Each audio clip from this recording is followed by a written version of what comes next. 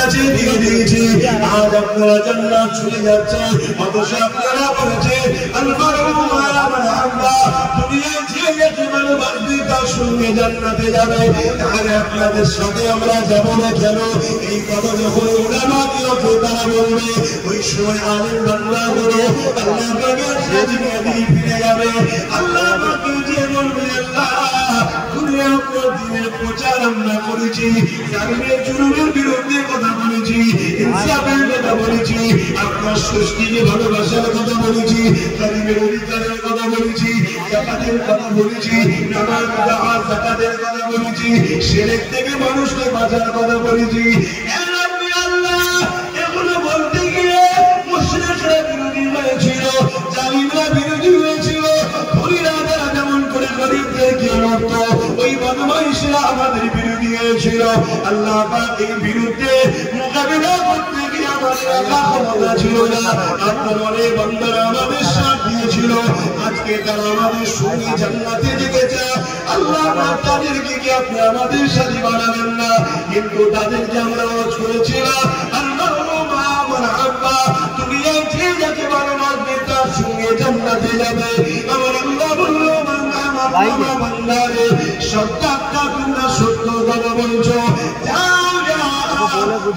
যারা তোমাদের সঙ্গে বন্ধুত্ব করেছিল, তোমাদেরকে ভালোবেসেছিল, আজকে দিন আমি আল্লাহ তাদেরকেও জান্নাতি বানিয়ে দিলাম।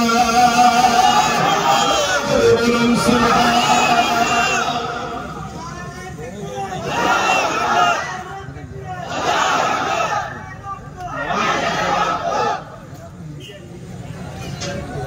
দরুদ শরীফ আল্লাহুম্মা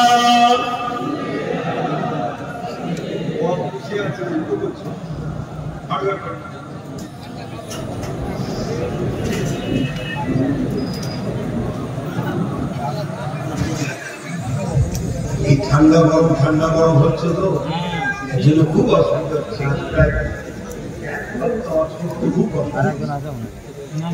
কুরবানির দ্বিতীয় দিন থেকে দ্বিতীয় দিন আমরা কুরবানি দিই, দ্বিতীয় দিনে কুরবানি দিয়ে খাওয়া অবস্থাতে এই যে ধরেছে সেই থেকে চলছে সমস্যা।